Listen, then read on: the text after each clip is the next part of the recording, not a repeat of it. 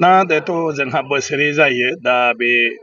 रां बावजानि सम ओंखायनो रां बावजा जथुमा सोलिगासिनो दं दा मैयाहाय बाजेटखौ साबमिट खालामबाय जे बाजेटआवनोखि नोङो 1 लाख माने फ्राय 58,000 खौथिनि एबार बे बोसोरनि बाजेटआ दा बेखौ लानानै सावरायगासिनो दङ गतिके गिबि मन्थ्रिया बिबुंथि लाखिखांबाय आरो माने रांखान्थियारि माने मन्थ्रि मानगिरि बिथाङा गाबोनहाय फिननायखौ होगोन बेसेबां एमएलएफ्रा सोंथि सोङो बा सावरायो बेनि उनाव माने फैगौ 21 आरो 24 अक्ट'नि गेजेराव जोंहा बे फाइनान्सियेल बाजेटखौ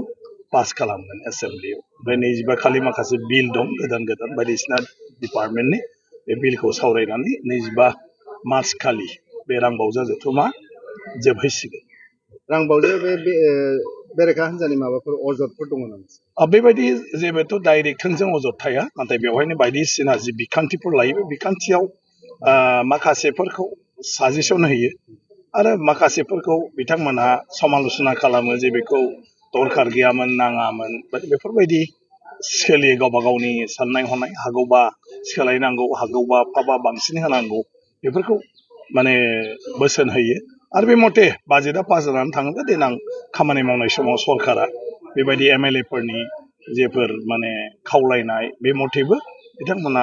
माखासे हाबाफारिखौ लाहैयो। मैखोमै देग्लाय बोसोरनि जिथु रां बावजा बेवहाय गोदान माबा मोनसे बिथांखिनि सिन्था खालामदों नामा? गोदान दङ मोननैसो बेवहाय बाखिथ' थाखानायखौनो नों मावबाय थानांगोन ना लामाखौनो नों फाहामफिननांगोन बे फरायसालिखौनो नोङो नायनांगोन बा आबादनि बिथिङावनो नायनांगोन नाथाय आथिखालनि बे गोदान समाव माखासे जेफोर गोदान माने टेक्न'लजिफोर दं बेफोरनि सायावबो सरकारा गोदान मोनसे माने माखासे बिखान्थिफोर लादों। सेटेलाइट बाहायनायनि खोथा माने अख्रां सायाव जितु सेटेलाइट बेखायनो होनदों बे टेक्निकेल माखासे बे गोदान माबाखौ बाहायदों जे स्पेसियेलि आरोखि जोंनि गासैबो माने बे बिथिङाव जिथु दरखार दं आरोखि सेटेलाइटनि दारै बेवहाय माखासे माबाखौ अपारेशन खालामनायनि थाखाय बिनि थाखाय सेटेलाइट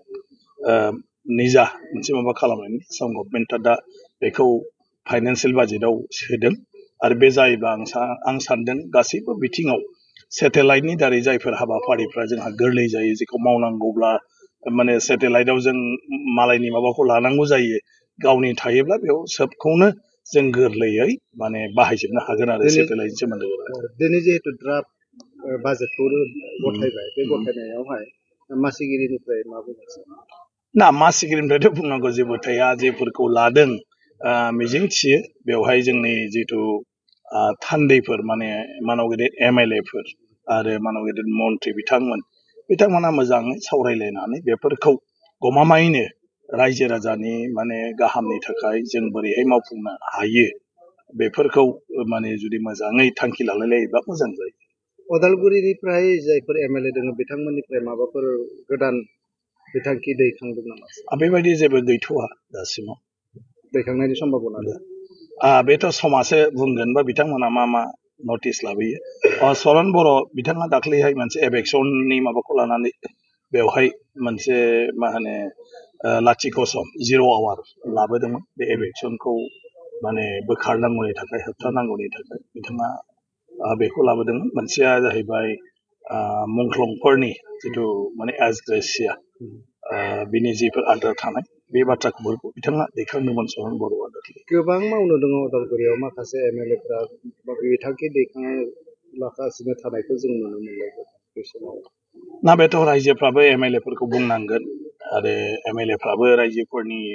बायदिसिना समाव जायफोर बाथ्रा दैखाङो खोन्थायो रायजोफ्रा बे बाथ्राफोरखौ बेवहाय सरकारनि नोजोराव लाबोनो थाखाय बिथांमोनाबो दैखांनांगोन आरो होमब्लासो जोंनि बायदि बे गणतान्त्रिक हादोराव सुबुं समाज बा साधारन रायजोआ लुबैनाय बायदि जोङो गासिबो खामानिफोरखौ सरकारा बिखान्थि महरै लानानै खामानि मावनो हागोन।